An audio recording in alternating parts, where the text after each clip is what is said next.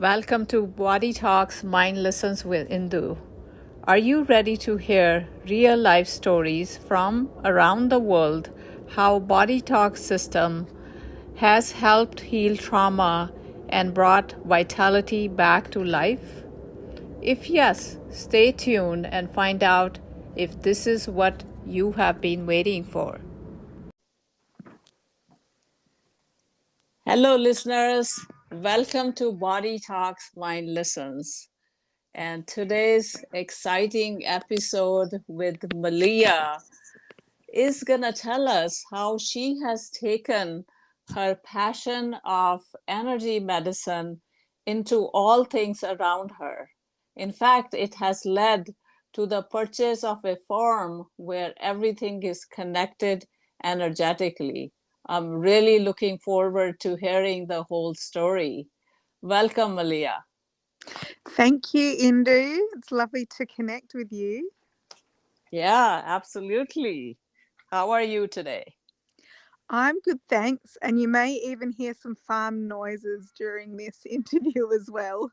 Ah, okay. Maybe we'll hear some animals, right? Yes, potentially. We've Okay. got some brand new born lambs today. Ah, okay.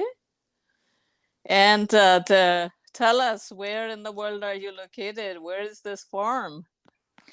So I live in southwest Western Australia, and you may have heard of the capital of Western Australia called Perth. I'm 3 hours south of Perth and right in the heart of the Margaret River wine region. So anyone that's a wine buff may have heard of Margaret River. All right. Down under that part, that part of the world. Somebody echoed your passion over there. That was one of our roosters, yeah. Yeah, it's a morning over there, right? It Yeah, is, yeah. yeah. All right, so let's take a uh, journey down the memory lane. That while growing up, what were you thinking? That you were gonna do energy medicine on a farm, or you were in somewhere else in the left field? Well, perhaps all my childhood dreams have come true, but it's not the way the journey went was not how I could ever have imagined. I'm so grateful that there are opportunities to do energy medicine in this day and age, because obviously it wasn't something I was even aware of in the 1980s. Mm-hmm. But I did grow up on a farm, not very well. I grew up on a few different farms, not very far from where I live now. And I spent my time on land and spending time with horses and looking at toadstools and sitting underneath peppermint trees. And my life is like that now. And I've been able to create that through a journey with body talk and energy medicine.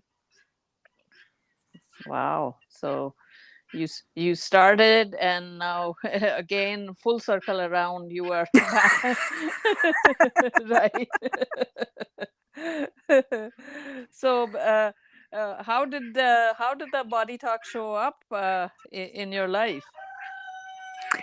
So when I was still in school, in high school, um, I I was thinking about being a naturopath, and I did some placement as a naturopath, just for schoolwork placement, and I really enjoyed that. But there was a lot of pressure to go to university, Mm-hmm. and just kind of family and societal pressure. So I ended up going to university and studying natural resource management because I was always interested in the land and conservation. Mm-hmm. And then I did 1 year of that, and it didn't work so well for me. So Okay. I decided to travel for 3 years, and I traveled around Europe, and I worked in luxury yachts and ski chalets and just enjoying what the world had to offer. Traveled to South America and got to see lots of different aspects of life. And I came back and I studied winemaking, which was a degree which I did in Perth and also in Margaret River. My family have a wine business, so I was set to inherit the wine business. And after doing some work overseas in France, New Zealand and South Australia, I came back to work for my family. And my health just got progressively worse as time went by working with my family.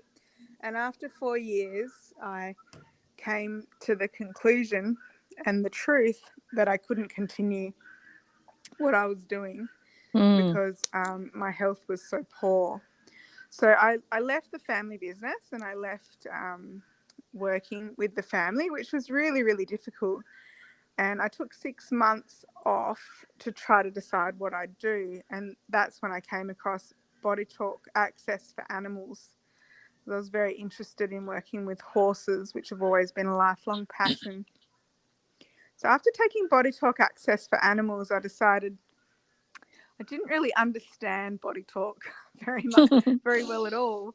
But despite not understanding it, I decided that's what I wanted to do. I said to myself, I don't quite understand this, but this is really fascinating, and it's going to take me to some interesting places. And then I started with fundamentals in 2013.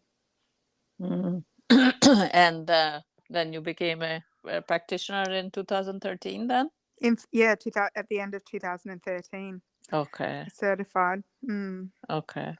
So, are you still involved in the wine business after doing Body Talk, or all of that went by the wayside?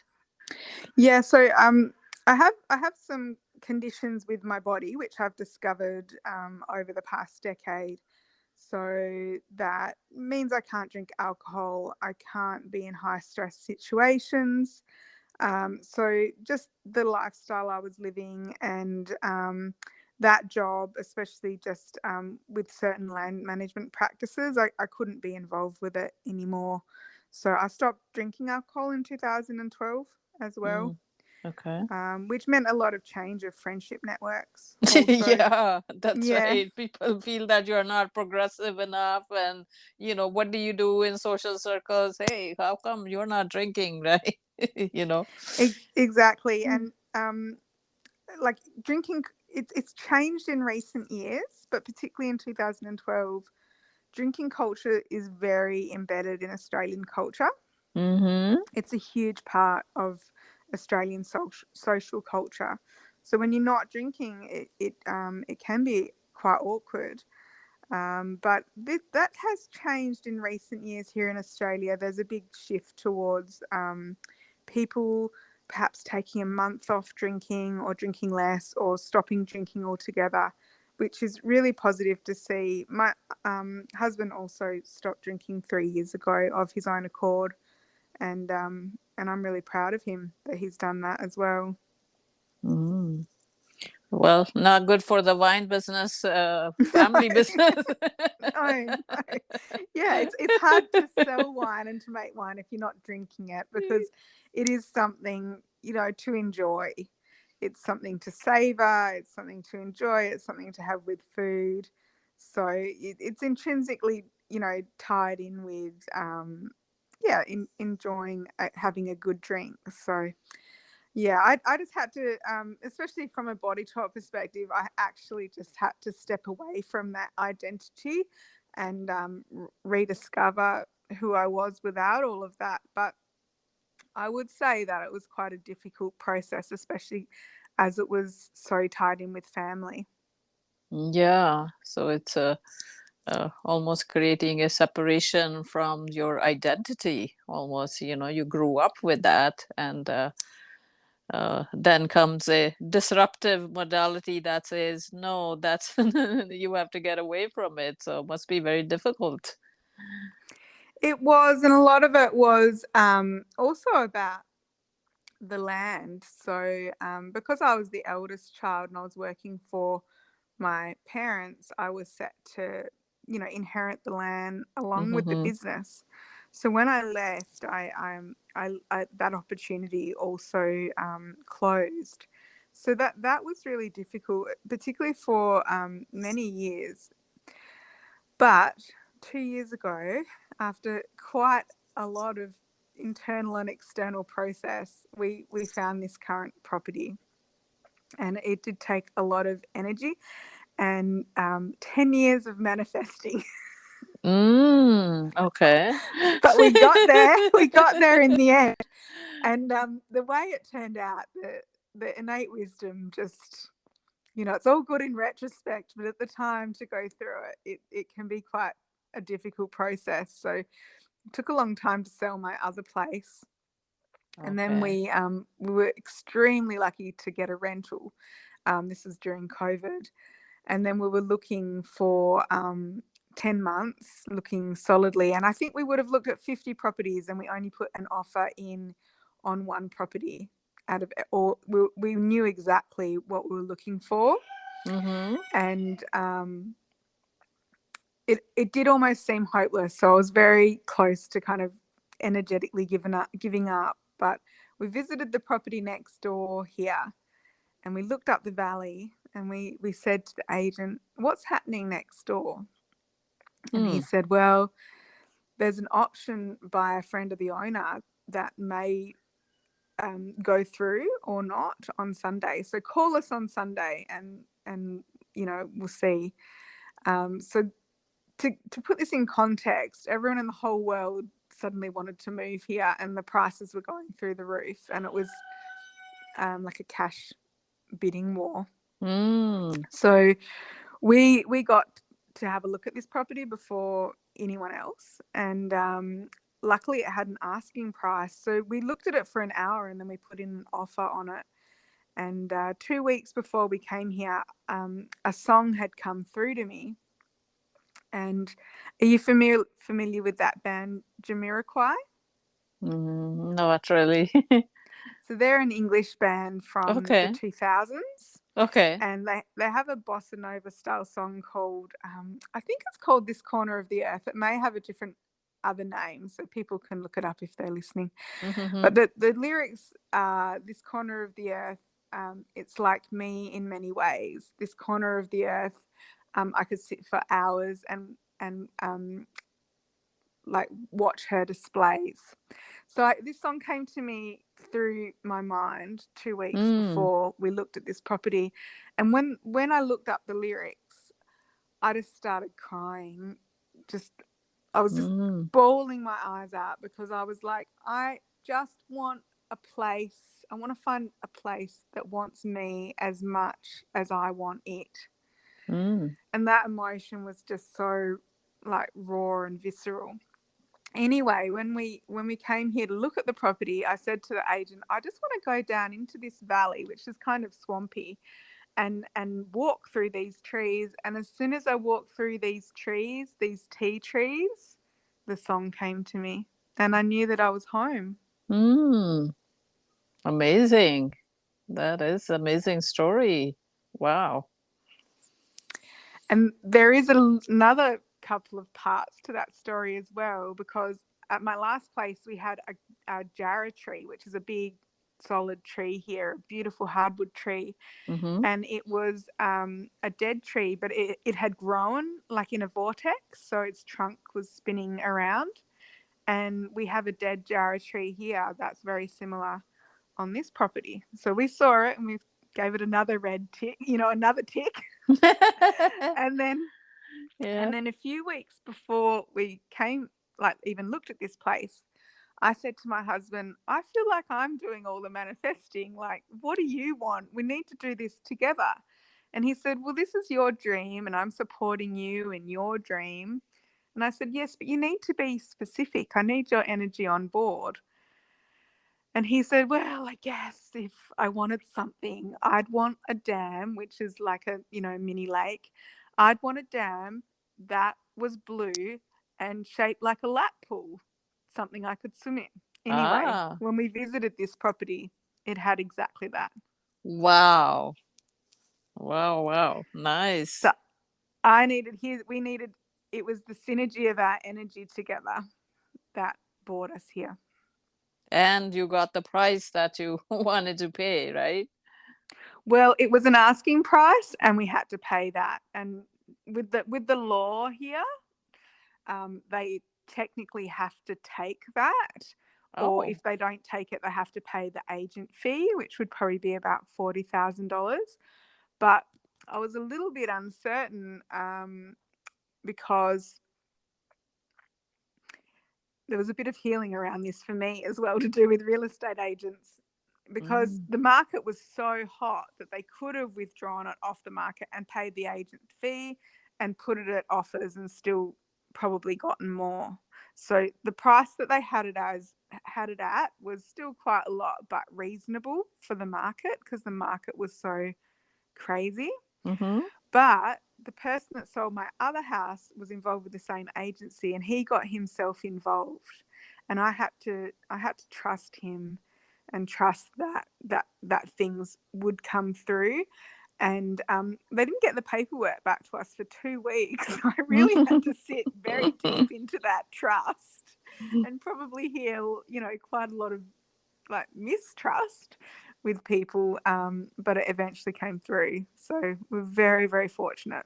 So all of this happened during COVID, right? Yeah, exactly. So I sold my house during COVID, which probably a lot of people in their right minds may or may not have done. But the urge to move was very strong, and I tried to sell it. I think not 2019, and the house hadn't sold. Mm-hmm. Um, Despite doing quite a lot of work and energy work with it. But I don't think it wanted to let me go. And once my other place sold, the people that bought it unfortunately put up fences, and they were taking groundwater, which I never wanted to do. So I can see why the property may not have wanted to let us go, because I was always thinking about, the health of the property, not just making it my Mm. place. Okay. And then 2001 we found we bought this place. The house that you sold in 2020. Yeah, so we had Okay. 10 months renting next to a nightclub. All right. So then the moment you moved into your dream place, so you had the plans that what you wanted to convert it into a farmhouse, basically, right? Well, so the house had never been lived in, but it was here. But it was a house that had been moved here 2 years before. So it was a 15-year-old house that had been cut into four and moved here, Mm-hmm. and no one had lived here. Mm. People had stayed in it. So when we moved here, there was land energies on the land, elementals that weren't used to people living here. And they were playing some tricks on the horses, scaring them. Mm. So I started working with them and talking to them and telling them that we were going to live here, and that I was going to, we're all going to live here together. We live here, but we don't own the land. We're a custodian, and Mm. I told them that that they live here too. There's all the different unseen things, as you know, like we've got the Yeah. spectrum of the unseen, and that they all need a place to live here too, So you because they need. basically brought the whole energy coherence to the place, to the animals, to yourself, to the house, right? You Well, it took some time because there was a vineyard here. So the okay. universe has a very funny sense of humor. And it actually had an even funnier sense of humor because we required my dad to come here to help us remove 10,000 vines. So Wow. they'd used a lot of chemicals on those vines, and they'd used glyphosate. They'd sprayed just before we came here. Mm-hmm. So I made my husband, we dumped all the rainwater tanks because I could tell that there was some contamination in the water, and my body was flaring up because I'm very allergic to sulfur now. Mm. And we started ripping the vineyard out, which was a huge process. But I had chemicals in one of the sheds, and I'd put them out of the shed, and I intended to get rid of them, but I didn't know quite where they were to go. But I could feel the elementals, the land energies, really wanted that to go. And eventually I rang someone else and I said, do you want these chemicals? I'll put them out the front gate. And he came and picked them up. So that took a couple of months for me to get to that. And as soon as they got off the property, I could just feel the land exhale. And it was just so much happier that those chemicals had gone. And I promised the land as well that I wouldn't be using, chemicals unless I absolutely couldn't address an issue in any other way. Mm-hmm. And we haven't done that. We've done for 2 years. We haven't used any chemicals here. So sometimes that can cause challenges because the chemicals can be the easier fix. But Yeah, our yeah, that's a focus is on land health, microbe health, soil health, land energy health, and animal health, and our own health tied in with that, as well as creating an environment for people to come and visit and to enjoy somewhere that has all of those considerations, as well as low electromagnetic frequency. right. So while you were bringing it all together, were you doing sessions on the whole house and the land? Were you taking sessions yourself? How did you go about it? You had all these intuitive sense that what needed to go, but in addition to that, were you also bringing in body talk energy to the place? Yes, I was body talking myself with the land, um, talking to the elementals, body talking horses at certain times when they needed it, getting body talk myself. I did call in a man that I know here. He doesn't work with body talk, but he's an energy worker, and he's very, very powerful. And he came here and he said, I can tell that you're already working with these land energies and they're getting to know you, and it's the relationships developing, and I'll help you. And he has another name, and he pulled out this other name, and the wind on the property dropped, and everything on the property picked its ears up and listened to him. And he said, I command you to all work together. And that was all he needed to do. Very nice.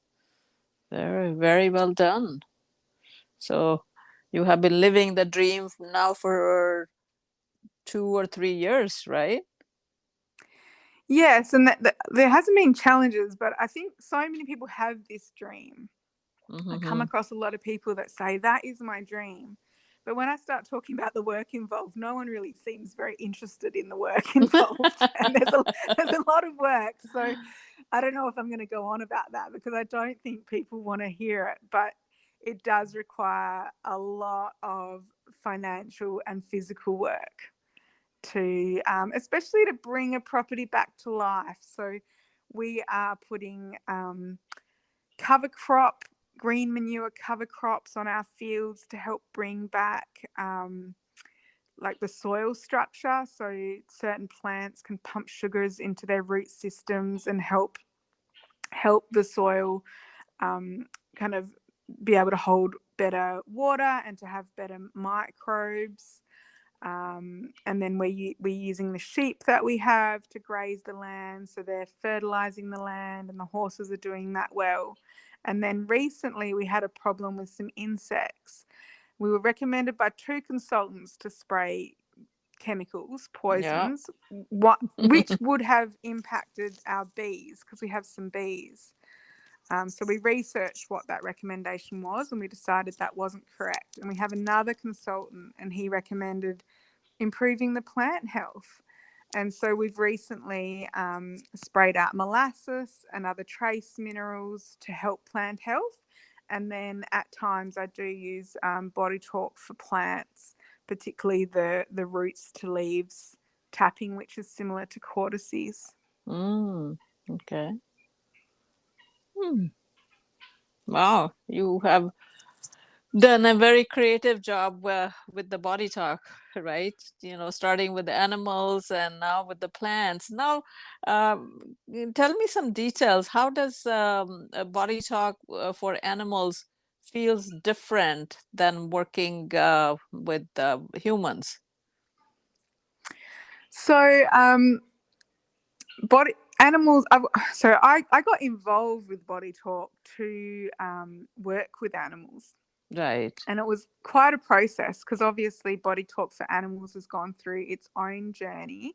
So I'm Mm-hmm. still not a certified Body Talk for Animals practitioner, but I've been using Body Talk for Animals for the past 11 years now. Mm-hmm. And I am a licensed Heliosoul for Animals practitioner. So I use both. But animals, they love energy work. And actually, I just did a Heliosoul swap online with someone in Canada just before I jumped on this call. And Mm-hmm. every time there was an energy shift, my dog would huff and, and take a big out breath. Pardon me.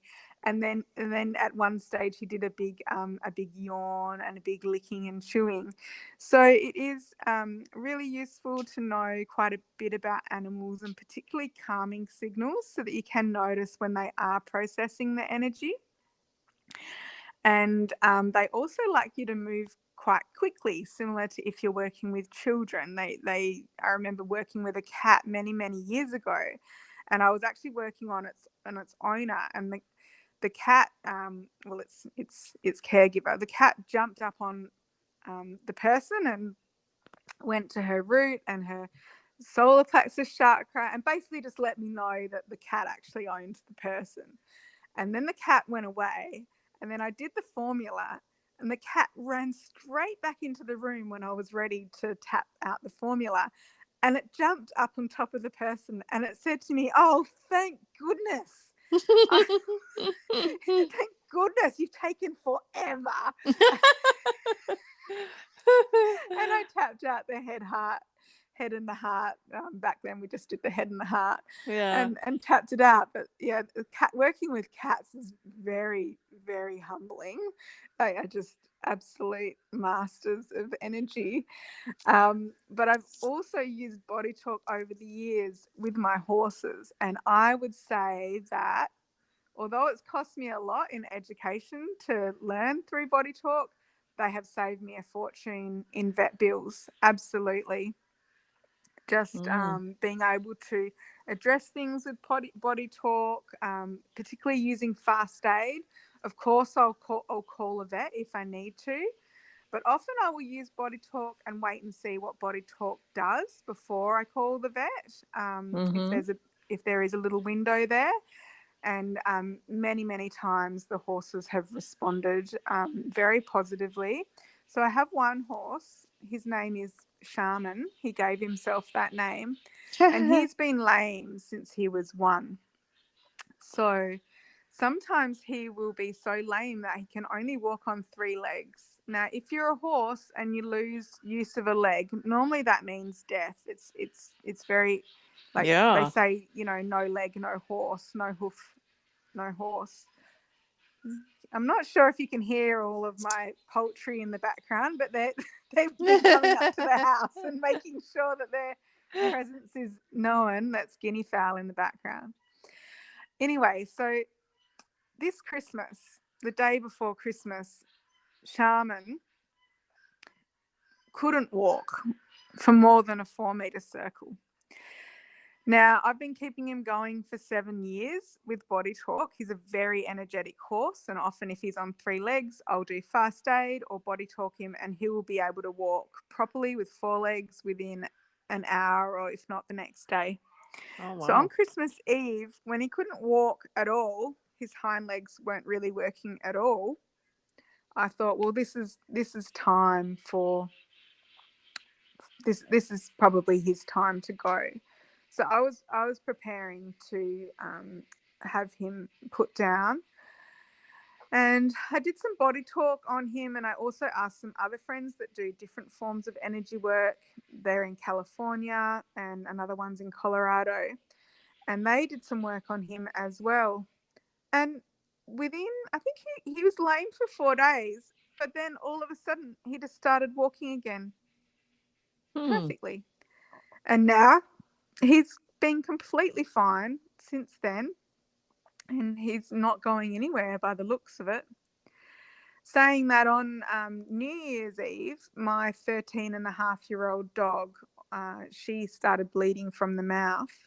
So it was an interesting couple of weeks we had. But unfortunately, over the next 28 days, coming up to January 28th, I was giving her BodyTalk. Marilyn Khan over in Queensland, BodyTalk practitioner and Parama practitioner, she was doing BodyTalk. Friends in America were doing other forms of energy medicine. You know, the vets were talking about chemo because it looked to be cancerous, but she was an older dog. I got another vet in that does holistic things like acupuncture and Chinese herbs, and she Mm-hmm. also went on CBD, quite high dose CBD oil, but nothing seemed to stop this tumor. And so we said goodbye to her late January. But having the BodyTalk and the other energy medicine just helped me be able to accept the grace of the situation, that she was choosing a fast exit, and that was the way things were going to go. So despite being in the healing profession, after 2 weeks, after trying all of these things and doing what I could, I just went into acceptance, which is a huge part of BodyTalk and also Helio Soul, and just feeling that acceptance of the situation. Yeah. And there was a lot of beauty in that process. So we said goodbye to her on our own terms, in our own way. We had a beautiful ceremony here on our property. I decorated her body with flowers, and we just took the time that we needed. There was no rushing of the process. And then we buried her under this amazing 400-year-old peppermint tree that we have here. Now, the next day, we were getting ready to go out for dinner, and my husband said, "Oh, the horses are doing something underneath the tree." And they hadn't been in that paddock for a day, and then I'd let them back into that paddock. And they were standing around in a semicircle where Tia had been had her final breath. And the eldest of the horses, the horse was rubbing the area with his top lip and then sniffing the air, which is called a Flehmen response. And then we went over there, and then two of the horses started working on each of our heart area, while three of them stayed in a semicircle. And we stayed there with them for about 40 minutes, just crying and processing and feeling into the energy of what had happened. And the horses were really just encouraging us to keep our hearts open despite what had happened and our grief. You know, often with grief, there can be a feeling to close the heart area, Yep. and the horses were inviting us to keep that open and to keep open to the process, even if it was difficult.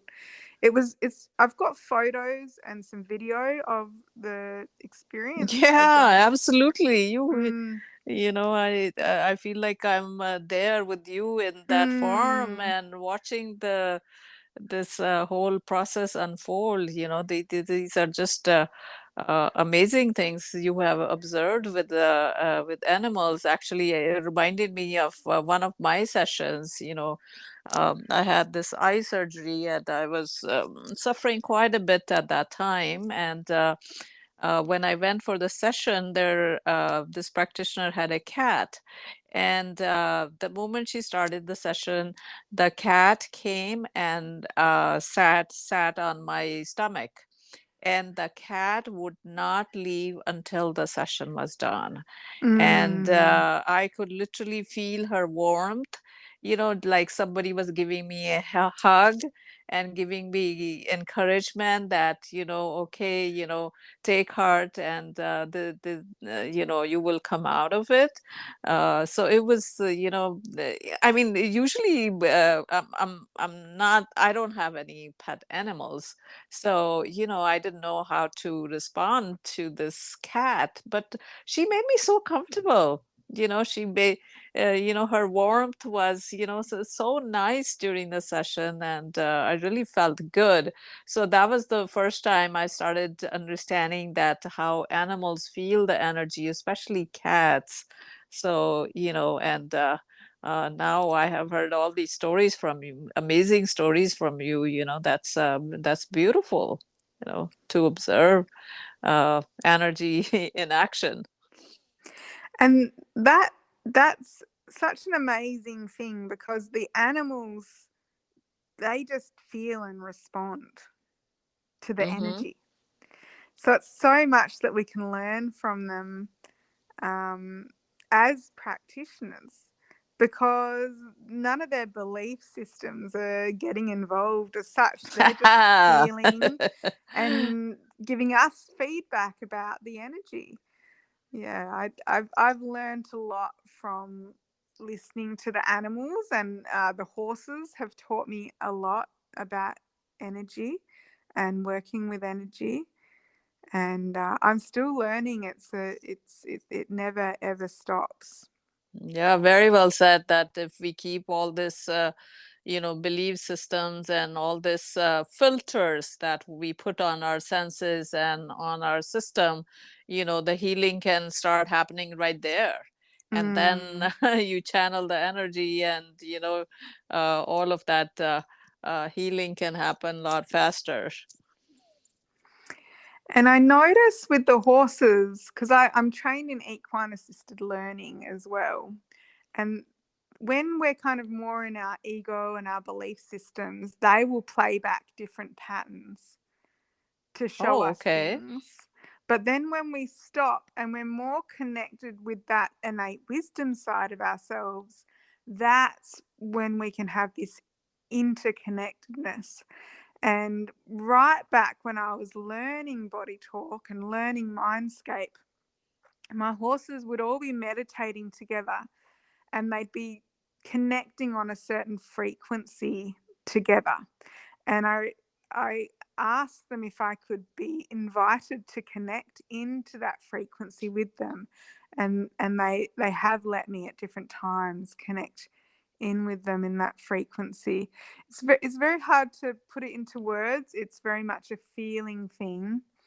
But the other day, I connected with them on that level, and it brought up a lot of emotion. And I was actually inquiring, what is this emotion that's coming up? And it was emotion about aging, and Mm. emotion about my aging body and being in an aging body.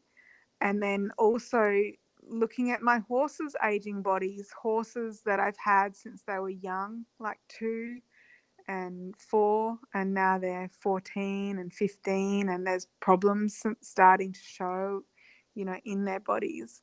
And so, even though it wasn't a body talk session as much, it was just that being in the moment, and it's something that I probably wasn't even aware of, that just kind of came up to the forefront and brought up a lot of emotion. And then one of the horses, Shaman, he was coming and he was sweeping energy down my arm. And then another one, he's only young, but he's still learning. I don't fully trust him because he nips sometimes. But he was trying to shift energy in a different way. And sometimes they do shift energy through nipping, but they have to learn with humans, then can't do that. And then the other three were holding space. So often they will anchor energy off to the side. And even when when all of them are sleeping, normally one will stay and be the guardian, so the Mm. others can actually sleep and rest, because they're a prey animal. We do sound healing here as well. I do group sound baths, and at the end there's 10 minutes of silence. And that observer role, which is, the witness, the guardian, the observer, that's what we're doing in body talk as well. We Right, are right. the We're, observer. yep. And so during the 10 minutes of silence, I'm just observing. And I think that's really powerful, on a subconscious level for humans, because when we were all living together in tribes or small villages, there would always be the watchman. Yep. and the watchman Mm-hmm. would stay awake during the night and Exactly. be keeping watch, and everyone else could sleep. Yeah, very true. Yeah. Wow, I have to come to Perth and experience it myself. You know, You, I really want to come and see this place, you know. you have to Uh, come and visit. yeah, yeah. I've been to Australia before, but maybe another trip is coming up, and maybe we have to put Perth on that Yes, list. definitely, definitely. Yeah. And Western Australia is very different. It's very different. It's Yeah, still very exactly. That's what I've connected. heard. You know, everybody talks about that rock, you know, in Perth, and otherwise, most of the people just go along the coast, you know, Mm. the main areas, Sydney and whatnot, you know. Oh, Well, but the rock's in the centre. So okay, I'm on the west coast. okay, I So see. Uluru, Ayers Rock's in the centre. That's in the desert. So I'm about another 3,000 kilometres west. Oh, wow. Okay. Yes. So, yeah, Australia's just as wide as the US. Yeah, it is. It Yeah, is it's about the huge. same size as the Yeah, US in terms of very land true. area. Mm-hmm. Yeah. Yeah, so we're very close to the coast here. We actually have a lot of sharks here. Oh, okay. And a lot of snakes. Like there's, Australia's very raw and kind of Yeah. visceral, and especially Western Australia, it's very raw, but it allows you to really feel alive here. It's a very special place, like the sounds and the colors and the smells. Here we've got some trees which are actually native to the east coast of Australia, but they're lemon scented gums. So you smell this kind of eucalyptus lemon scent on the Mm. air. Yeah. Looks like you know, all those natural essential oils, you have them right in your backyard. You said peppermint tree and whatnot, right? So Mm, in yeah, in the air. And yeah. we called this place Amavi Farm. So that's Amavi, which is a Latin name. Okay. So you might have heard of Veni Vidi Vici. Have Mm, you heard of that? no, I haven't.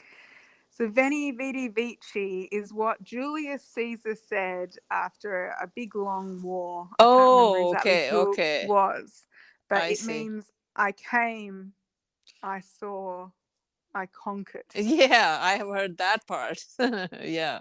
So I The really English relate that to version. the Yeah. colonial mindset of ownership. Okay. It's like, that conquering, those belief Mm-hmm. systems where we conquer, where we are kind of, top of the food chain as humans. But there's another saying that's Veni, Vidi, Amavi. It's I Mm. came, I saw, I loved. Yeah, yeah, absolutely. I can feel that energy in your voice that you are in love with this place, and you were totally bringing everything together. I can see the flow, and And I want to perhaps, continue hearing your stories. But let me stop you here and at least you know, get your contact information. mhm. How do people get hold of you? So we can have, I have a website which is Melia, Melia, Brent White,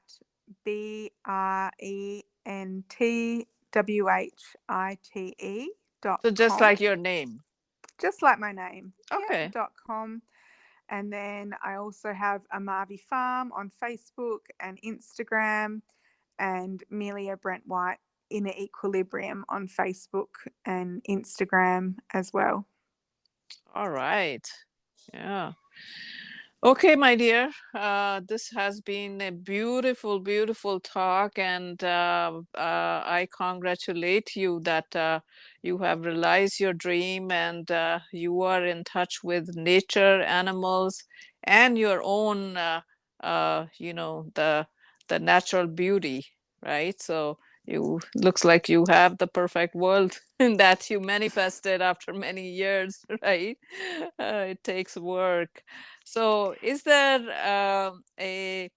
So something that summarizes your whole experience that you want to share with the listeners. What is that advice you will give, if I may say that?